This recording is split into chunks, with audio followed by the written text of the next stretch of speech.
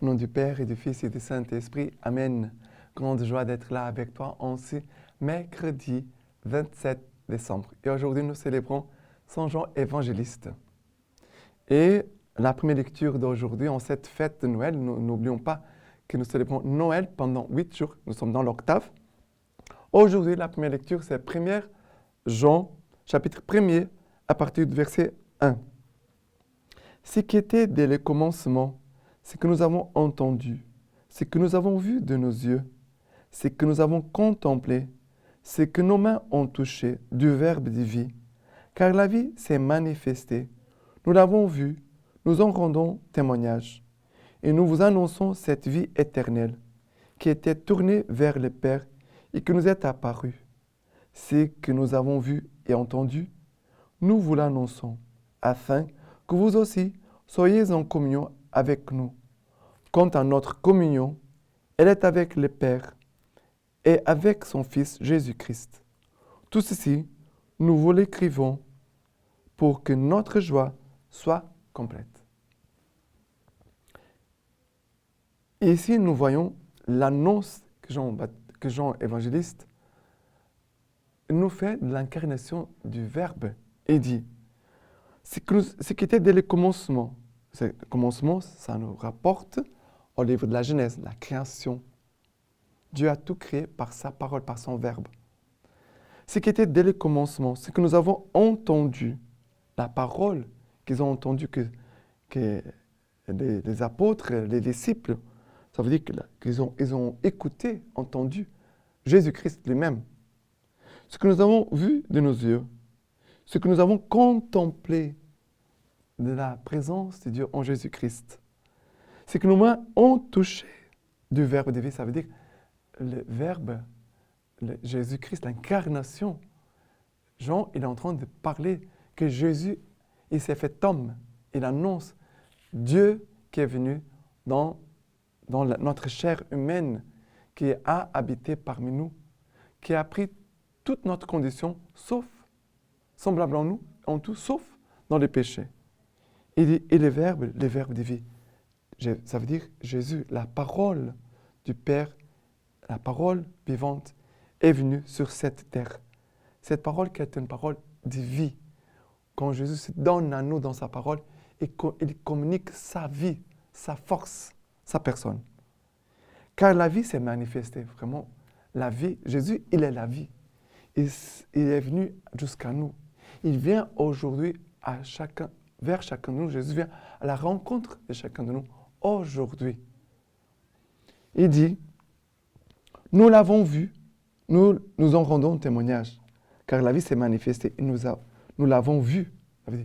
Jean dit, nous avons vu Jésus-Christ de nos yeux. Et nous voulons le voir avec notre foi. Et nous vous annonçons cette vie éternelle. C'est beau parce que tout ce que nous touchons, contemplons la parole, ce que nous écoutons, contemplons, touchons la parole de Dieu, nous voulons annoncer. Cette parole, elle est plus forte que nous. Et cette parole, quand elle est accueillie dans un cœur, fait que cette personne devienne un missionnaire, un communicateur de la parole de Dieu, un communicateur du Verbe. Nous sommes tous appelés à devenir missionnaires du Verbe. C'est pour cela que chaque jour, quand nous écoutons la Lectio Divina, nous devons partager aussi de la Lectio Divina. Nous devons faire connaître aux autres la Lectio Divina. C'est très important. Quelqu'un qui touche, qui contemple, entend et mange cette parole, elle est transformée. Elle est transformée à partir de son intérieur, à partir de son âme. Elle est transformée vraiment pour devenir quelqu'un à l'image et ressemblance de Dieu. Et après, Saint Jean va nous dire, cette parole, le Verbe de vie, qui était cette vie éternelle, Jésus-Christ, qui était tourné vers le Père, nous est apparu. Voilà, incarnation. Ce que nous avons vu, entendu, nous vous l'annonçons encore. Et nous voyons cet amour pour la mission, pour l'évangélisation. En fait, si j'ai trouvé l'amour, je veux que tout le monde puisse connaître le véritable amour, c'est Jésus-Christ. Et après, il va dire, afin que vous aussi soyez en communion avec nous. Notre communion, il va dire, est avec le Père, avec son Fils Jésus-Christ. Et où est l'Esprit Saint? L'Esprit Saint, il est la communion. Où il y a la communion, il y a la présence du Saint-Esprit. Ça veut dire qu'ici, c'est la présence du Père, du Fils et du Saint-Esprit qui est là et qui vraiment veut transformer notre vie et faire que la parole de Dieu, cette parole éternelle, cette parole de vie, puisse habiter de plus en plus en nous. Ça veut dire que c'est l'incarnation, que Jésus puisse habiter en nous de plus en plus par sa parole. D'accord? Et maintenant, les psaumes d'aujourd'hui, c'est le psaume 97, à partir du verset 1. Le Seigneur règne, exulte la terre, que jubilent les îles nombreuses. Ténèbres et nuées l'entourent. Justice et droit sont l'appui de son trône.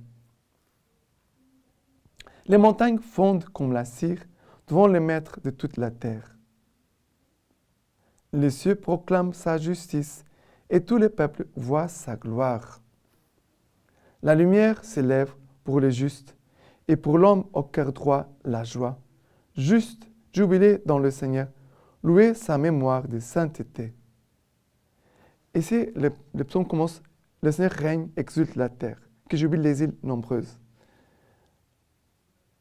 Ténèbres et nuées l'entourent, justice et droit sont l'appui de son trône. Le Seigneur règne. Jésus vient comme le roi. Dans une mangeoire, c'est lui, Jésus, le roi de l'univers.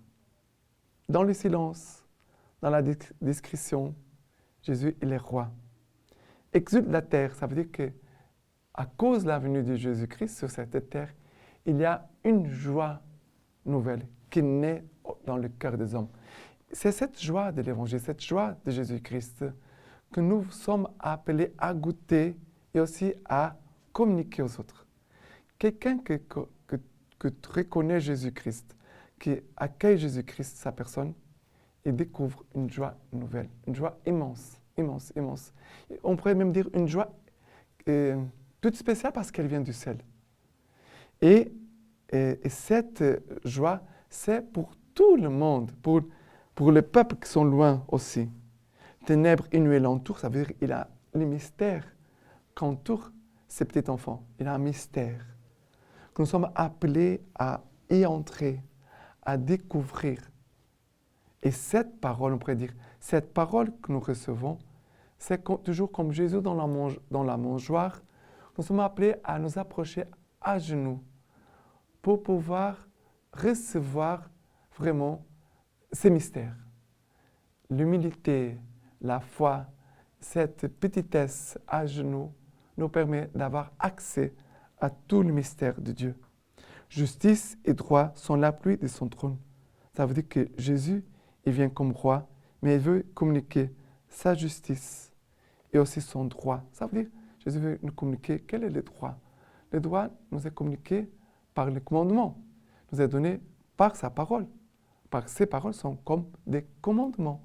Nous sommes appelés à écouter et aussi à mettre en pratique. Mais le Seigneur nous invite à nous approcher dans le silence, dans la contemplation de ces petits enfants et de recevoir vraiment sa joie, de découvrir ses mystères, d'accueillir dans le silence sa parole et aussi de laisser cette parole nous rendre juste, droit. En fait, de demeurer, de devenir une demeure de Dieu. Et maintenant, l'évangile d'aujourd'hui, de cette fête de Saint Jean, c'est Jean chapitre 20 à partir du verset 2. Il nous parle ici de la Marie-Madeleine. Elle court alors et vint trouver Simon-Pierre ainsi que l'autre disciple, celui que Jésus aimait. Et elle leur dit, « On a enlevé le Seigneur du tombeau et nous ne savons pas où on l'a mis. » Pierre sortit donc ainsi que l'autre disciple et se rendirent au tombeau. Ils couraient tous les deux ensemble. L'autre disciple, plus rapide que Pierre, les devança à la course et arriva les premiers au tombeau. Se penchant, il aperçoit les linges gisant à terre. Pourtant, il n'entre pas. Alors arrive aussi Simon-Pierre, qui les suivait. Il entra dans le tombeau et il voit les linges gisant à terre, ainsi que les suaires qui avaient recouvert sa tête, non pas avec les linges, mais roulés à part dans un endroit. Alors entra aussi l'autre disciple, arrivé le premier au tombeau. Il vit et il crut. Nous approchons de la crèche, en s'approchant de la mangeoire. C'est comme si on s'approchait du tombeau où Jésus a été mis. Jésus qui a été couché dans une mangeoire, Jésus qui a été couché dans un tombeau après sa mort. Nous sommes appelés à entrer dans cette crèche comme Marie-Madeleine est entrée dans le tombeau. Et en entrant, on entre dans une attitude de foi. Marie-Madeleine, elle entre avec son cœur, avec la foi. Et nous sommes appelés aussi à y entrer, comme Simon, Pierre, Jean, qui entrent dans le tombeau. Ils contemplent. Regardez qu'ils ne parlent pas. Ils sont dans le silence. Ils voient les linges roulés, pliés à part dans un endroit. Comme on pourrait s'approcher de la mangeoire, on voit aussi les linges, un bébé, on voit un homme, une femme, Joseph et Marie. Mais l'attitude, elle doit être l'attitude de voir et croire. Nous sommes appelés à voir et croire.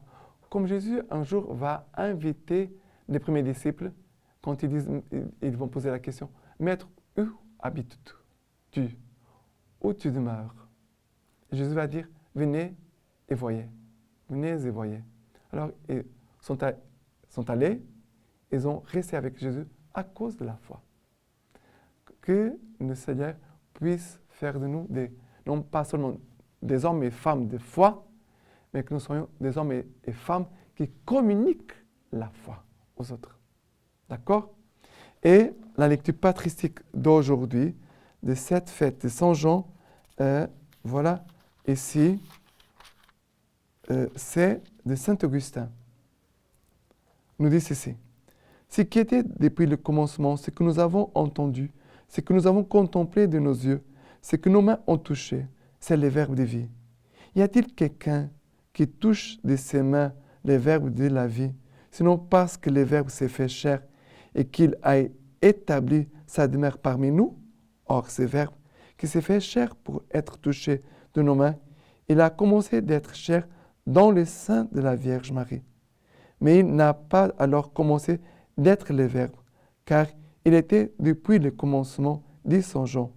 Vous voyez comme sa lettre confirme son évangile, où naguère vous avez entendu lire. Au commencement était le Verbe, et le Verbe était avec Dieu. Peut-être que certains entendent le Verbe de la vie comme une formule quelconque pour désigner le Christ, et non pas précisément le corps du Christ que les mains ont touché. Mais voyez la suite. Oui, la vie s'est manifestée. Le Christ est donc le Verbe de la vie. Et comment cette vie s'est-elle manifestée? Car si elle était dès le commencement, elle ne s'était pas manifestée aux hommes. Elle s'était manifestée aux anges qui la voyaient et qui s'en nourrissaient comme de leur pain. C'est ce que dit l'Écriture. L'homme a mangé les pains des anges. Et maintenant, je vous laisse la bénédiction par les mains toutes pures de la Vierge Marie. Que le Tout-Puissant vous bénisse et vous garde, le Père, le Fils et le Saint-Esprit. Amen.